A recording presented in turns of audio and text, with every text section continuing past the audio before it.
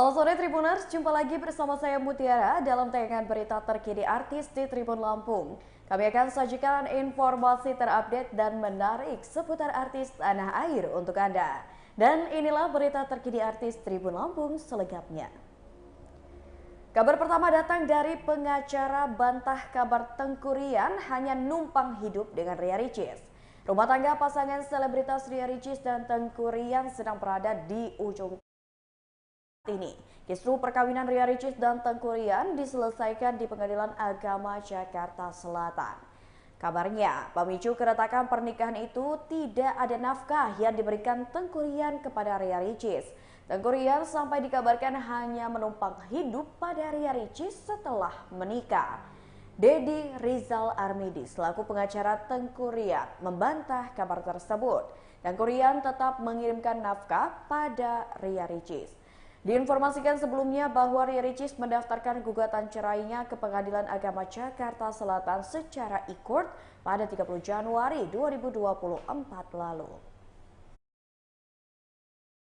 Saya dan kantor hukum DRA Law Firm ditunjuk dan diberikan kuasa dan mandat oleh Tengku Ryan setelah menerima surat gugatan kemarin. Dan alhamdulillah, kalau kalian tadi bertanya kenapa di sini dilakukan, kami terus terang, saya adalah anggota daripada Kongres Advokat Indonesia di bawah pimpinan Bapak Haji Cucu Hermanto. Dan beliau sangat mensupport semua kegiatan anggota, tidak hanya saya dan teman-teman di kantor, tapi juga semua anggota diberikan support, diberikan ujangan. Beliau adalah orang yang menaungi kami semua.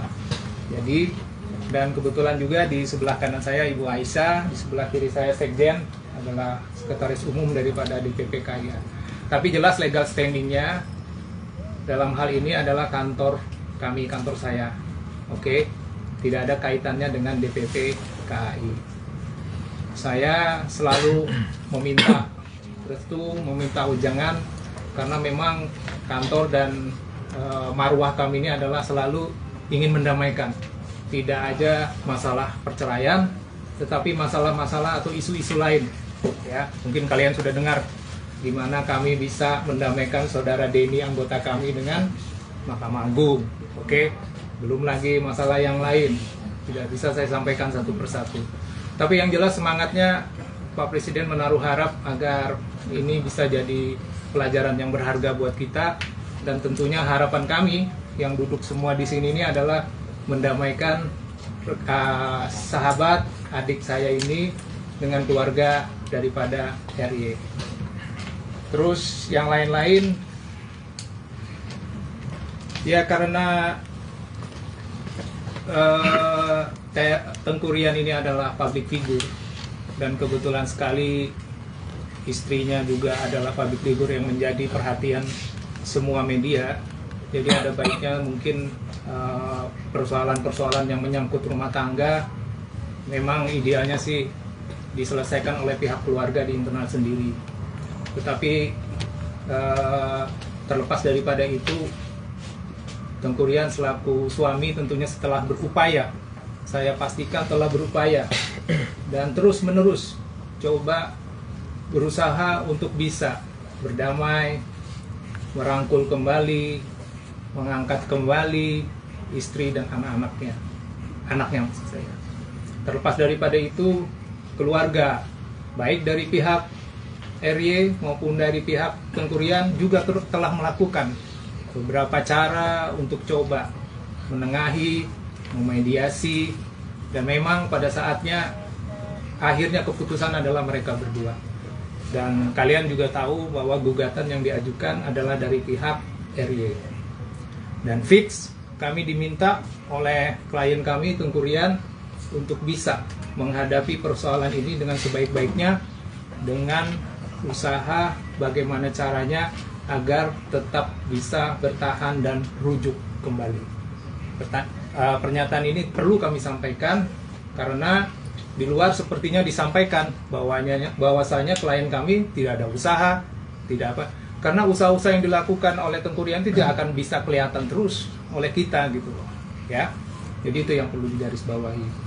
Kemudian terkait dengan soal-soal lain di beberapa media yang banyaknya istilahnya itu pendapat, kemudian komen dan hal-hal lain yang terkait itu, kami menyikapinya dengan bijaksana dan itu merupakan semua nasihat.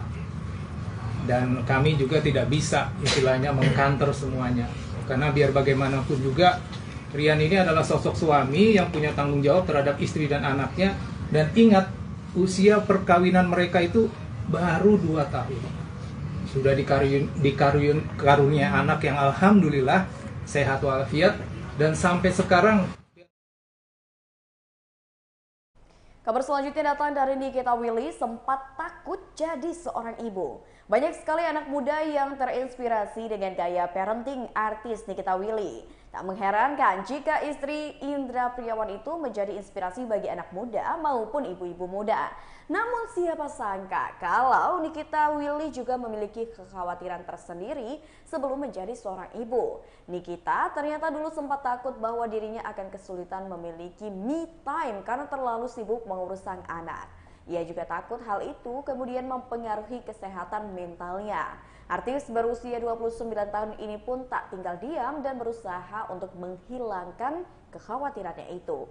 Dirinya pun kemudian mencoba belajar dari teman-temannya yang sudah lebih dulu menjadi seorang ibu.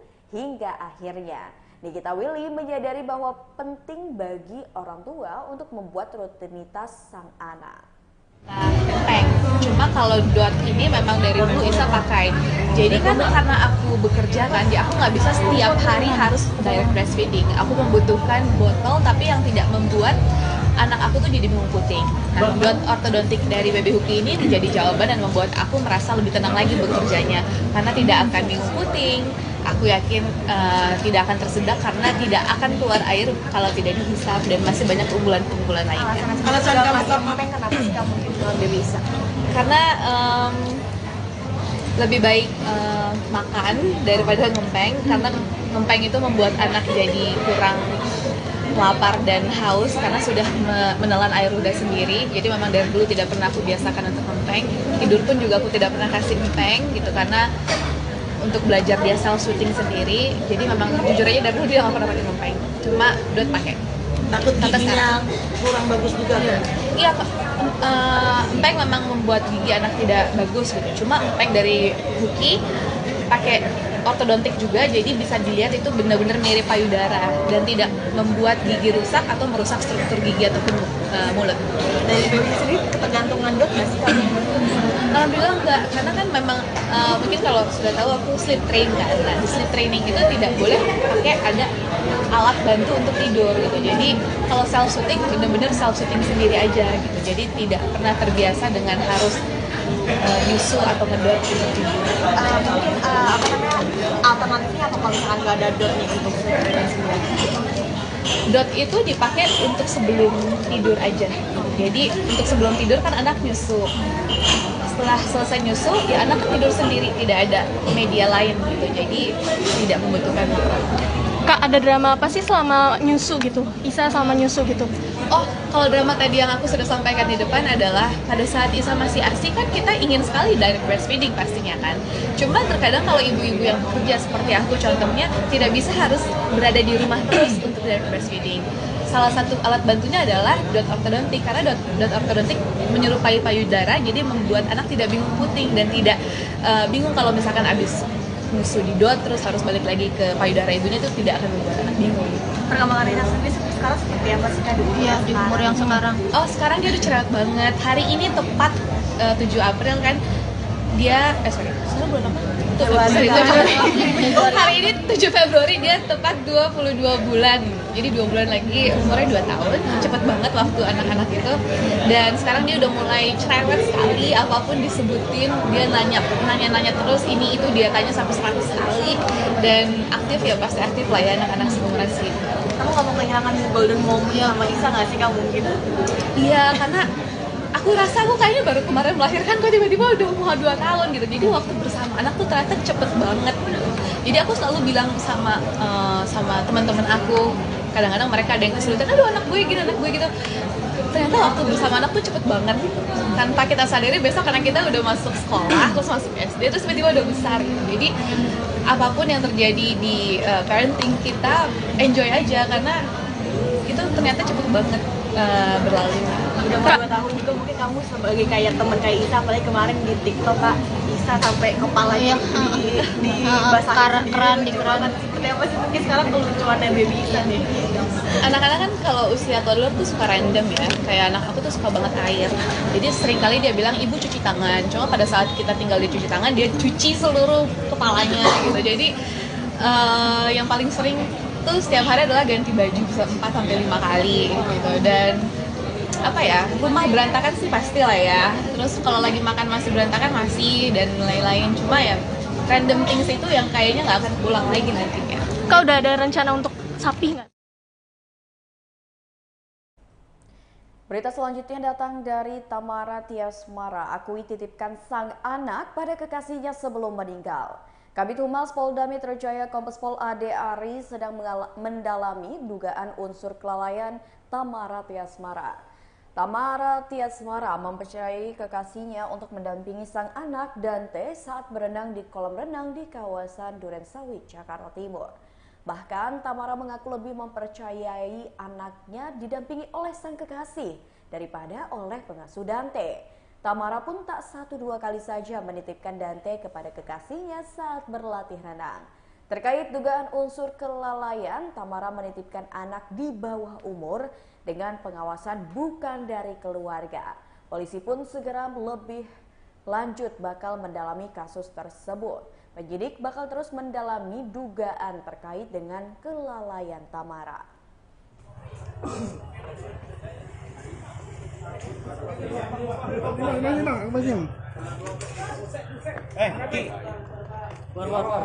Kurnain. Sini aja nih. Ya. Oh, kanan dikit, Bang. Sini, Bang. Sini, Mak. Munjurat. Cek. Aman.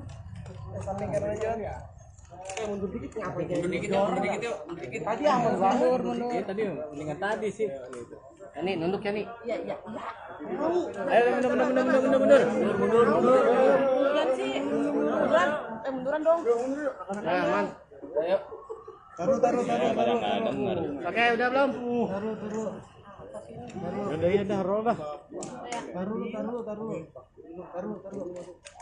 Ya, taruh. Siapa yang belum? Kabel jangan ketarik, Lin. Taruh.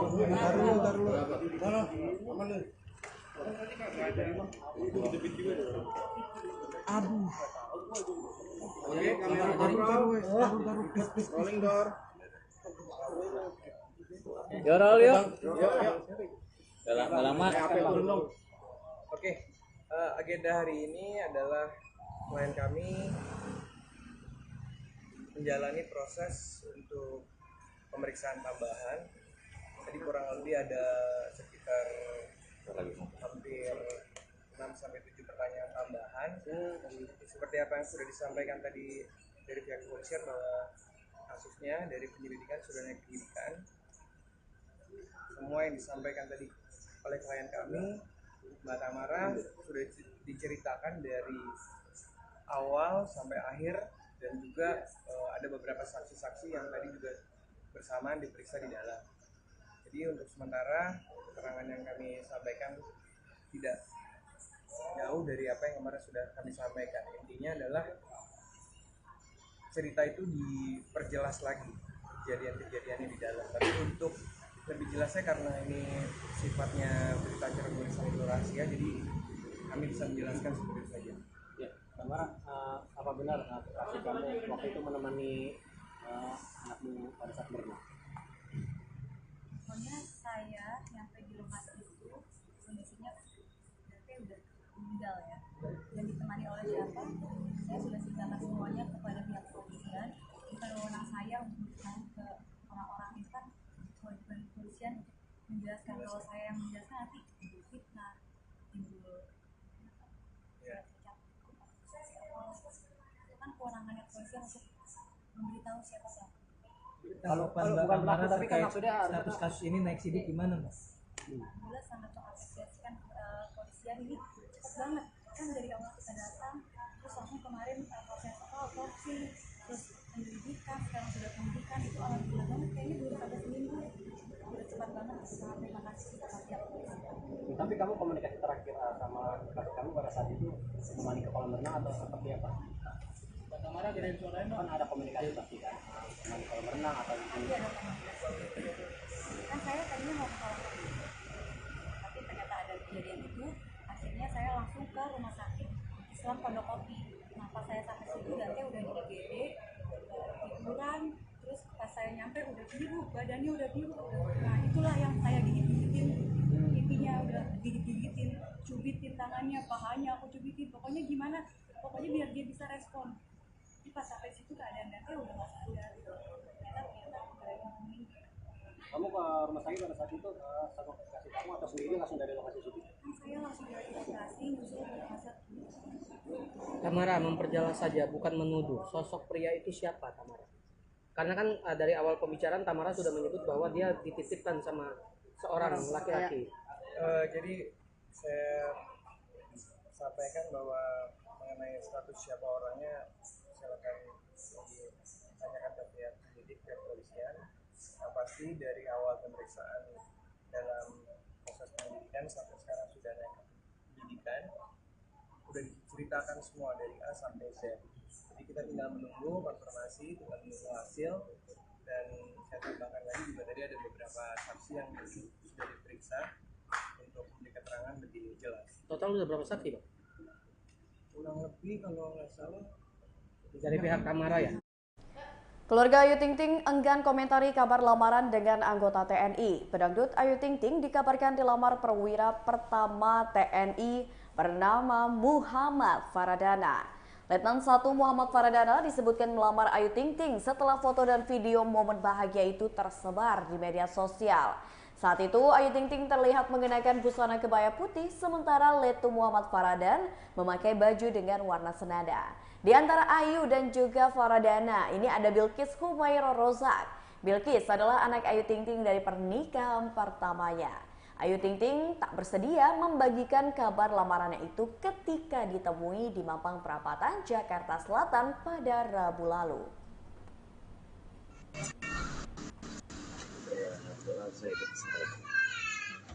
Semua pas sekeluarga. Iya memang tadi pagi ya gimana? Kalau ayah sama ibu, ayah di sini.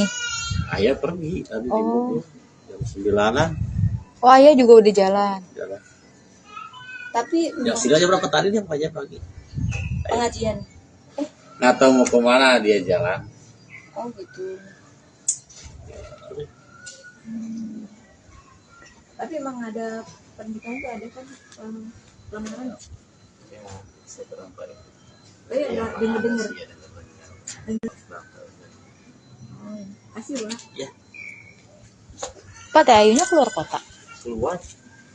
Kami jam berapa jam 5. Ayo.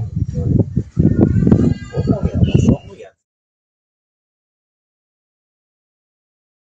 Kabar terakhir datang dari Siskae yang jalani tes kejiwaan. Tersangka kasus rumah produksi film asusila di Jakarta Selatan, yakni selebgram Francisca Chandra Novitasari alias Siskae, telah menjalani tes kejiwaan. Hasilnya, ternyata Siskae dinyatakan sehat secara kejiwaan. Hal itu pun dikatakan oleh Kabid Humas Polda Metro Jaya, Kombes Ade Ari Syam Indradi. Berdasarkan hasil tersebut, Siskae dapat diproses hukum untuk mempertanggungjawabkan tindakannya.